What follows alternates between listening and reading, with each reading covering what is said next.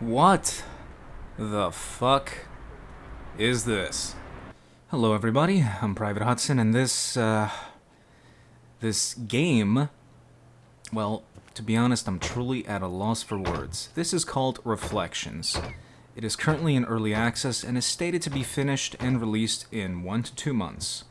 For the remainder of this video, please keep that in mind. So, where to begin? Reflections has an excellent idea. The premise is that your daily actions will have drastic effects concerning your future. In Reflections, you're given a limited amount of time to do actions before the next arc of the story begins. The game always starts out in the same place, your home. It just got sold, and you're packing your things as you move on to college. Your future will depend on how you spend your last day at home. What do you focus on? Do you spend your time with your girlfriend? What items do you take with you? Do you fix up the home because some things need repair? It's a good idea. I really like the idea, the concept. Truly, I like experimental games, experimental movies, music, all that sort, but this, it just isn't one of them. As far as I'm concerned, this is a pretentious non-game. The only interactivity that exists is picking up an object from point A and placing it in point B. In early access, Reflections currently has 2 branching paths completed and that are ready to play.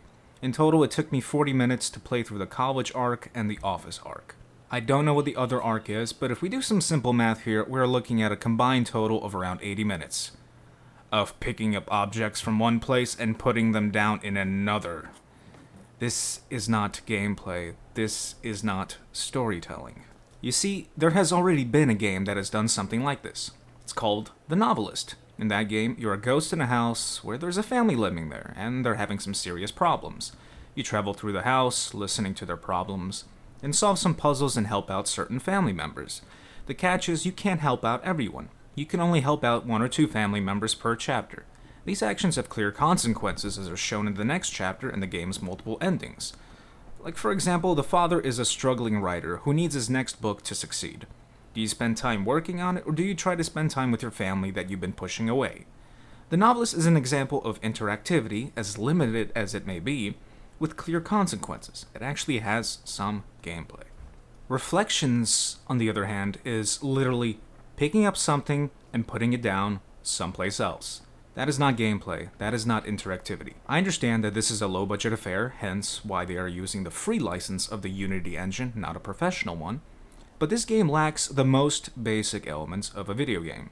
It doesn't have any animations, for example. Characters teleport from one place to another, just like that famous Creepy Watson video from a Sherlock Holmes game. There's no voice acting, there are almost no sound effects aside from your footsteps. And the only time there is any music is if you turn on a record player and put a vinyl in it. Do you like picking up stuff and putting them down in silence for 40 minutes? Then this game is for you. Currently, it is just sickening to play this. The FOV is clearly below 60 and you can't change it. Your character bobs his head up and down as if he's some sloshed drunk. And there is mouse acceleration. This is one of the most nauseating experiences I've had in a long time. To make matters worse, the quote-unquote unique black and white color palette they use doesn't even work. The white is blindingly bright, and the blacks, as well as all the shadows, flicker in and out of existence. The only time you ever see color is when you've done something that, quote-unquote, supposedly, will have effect for the next story arc. So here are some of the things you can do in the beginning of the game that have an effect on your future. 1. Put 3 pieces of paper in your binder. 2. Throw an American football. 3. Put a record on. 4. Shoot a basketball. 5. Play the throwing horseshoe game, or whatever the fuck it's called, in your backyard. 6. Talk to your girlfriend. 7. Pick up the fucking phone when it's ringing. 8. Play darts. And some other stupid fucking horse shit. Every action has a meaningful consequences.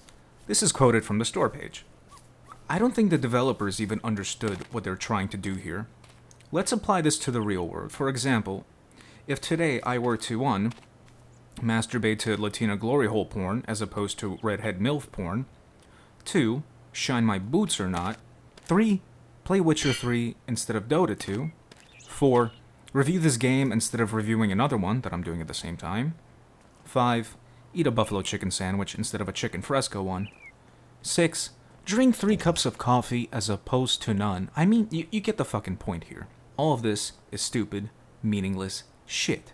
Unless the developer is motherfucking Nostradamus and knows some shit that I don't know, the amount of times you scratch your balls isn't going to have any lasting effect on your future. The only thing here that may have some meaningful effect in a real-world situation is whether you talk to your girlfriend or not as you move out to live in a dorm. Currently, the way the game is set up is if you do A, B, C, you go to Story Arc 1. If you do X, Y, Z, you go to Story Arc 2. Now, they do plan on adding more story arcs, more areas, and more branching paths. Good for them. It still doesn't change the fact that this game is nothing more than picking up an object and placing down somewhere else. No music, no sound effects. Simply nothing. Do you remember the forklift sections of Shenmue? Were those fun? Fuck no.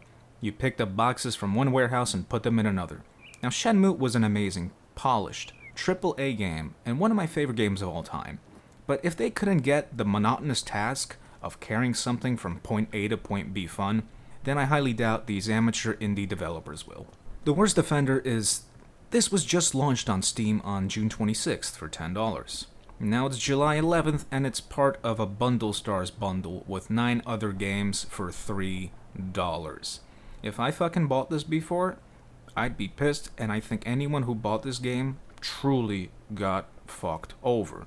I imagine the devs agreed to be part of the bundle since the player base is tiny and pretty much no one is aware that this even exists, but I don't think that's the right way to handle it.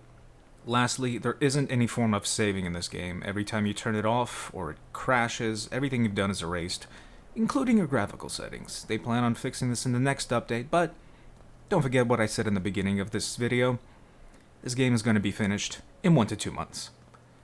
Right. I'm Private Hudson, and if you enjoyed this video, please like, comment, and subscribe. Till next time.